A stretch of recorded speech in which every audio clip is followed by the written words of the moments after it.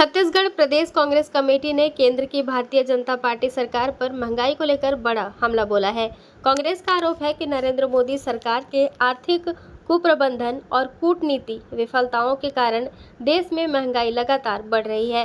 कांग्रेस नेताओं ने पत्रकार वार्ता में कहा कि मोदी सरकार ने एक बार फिर कमर्शियल गैस सिलेंडर के दाम में 195 रुपये की बढ़ोतरी कर दी है। इससे पहले भी 3 महीनों में 525 रुपये तक की बढ़ोतरी हो चुकी है। कांग्रेस ने यह भी कहा कि हाल ही में घरेलू गैस सिलेंडर के दाम में 62 रुपये की वृद्धि की गई, जिससे आम जनता के किचन का बजट बिगड़ गया है। पेट्रोल डीजल की कीमतों में भी लगातार बढ़ोतरी हो रही है, जबकि सरकार एक्साइज ड्यूटी कम करने का दावा कर रही थी। कांग्रेस का आरोप है कि एविएशन फ्यूल, खाद्य तेल, दूध और अन्य राशन सामग्री के दाम भी तेजी से बढ़ रहे हैं।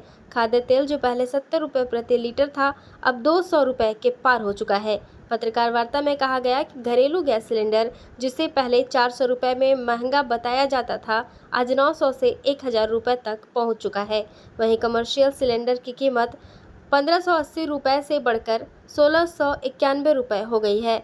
कांग्रेस ने आरोप लगाया कि भाजपा सरकार को आम जनता की समस्याओं से कोई सरोकार नहीं है और सारी राहत केवल पूंजीपतियों को दी जा रही है। कांग्रेस ने पूर्व प्रधानमंत्री मनमोहन सिंह के नेतृत्व वाली यूपीए सरकार का जिक्र करते हुए कहा कि उस समय मनरेगा के जरिए रोजगार की कानूनी गारंटी दी गई थी, लेकिन वर्तमान सरकार ने उसे कमजोर कर दिया है।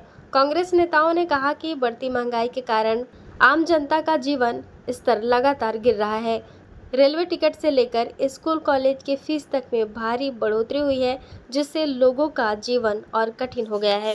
पूरे प्रदेश में हमारे प्रदेश अध्यक्ष दीपक बैज जी के निर्देश पर कल रात को निर्देश आया कि पूरे प्रदेश के जिला मुख्यालय में महंगाई को लेकर, डीजल, पेट्रोल, गैस के किल्लत को लेकर प्रेस कॉन्फ्रेंस करके उसका एक डिटेल जो बिंदु है उसको भी भेजा गया है और उसको विस्तार से अनुमति आप लोग को दे देंगे।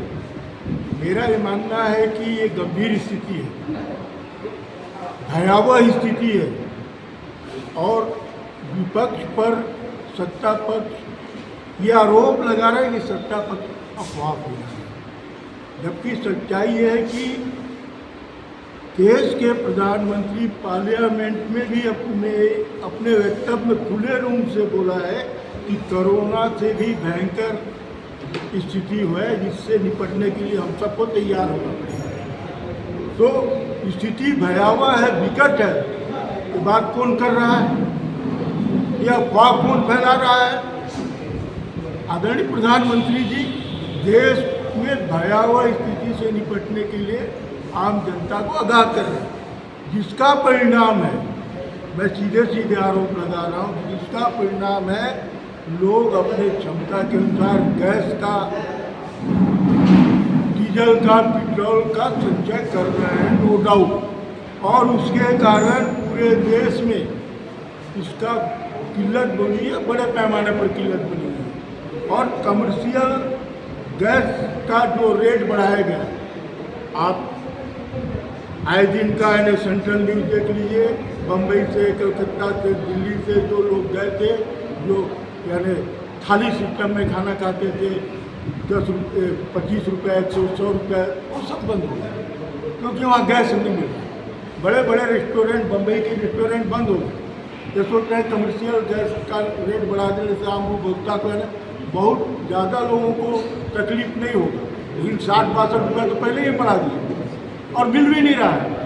पहले था कि 25 दिन में के बाद नंबर लगने के बाद मिलेगा, आज बताया कि अब उसको कर दिया 45 दिन, 35 दिन, ग्रामीण में 45 दिन। तो आप एक और कहते हो कि न डीजल की कमी है, न पेट्रोल की कमी, न गैस की कमी है, और हाहाकार मचा है, यहाँ लाइन लगा हुआ है, अब विपक्ष पर आरोप लगा रहे हो। कल पार्लियामेंट में रिजिजू जी ने आरोप लगा कि एलओपी नहीं है, बताइए उन्होंने मांग किया था।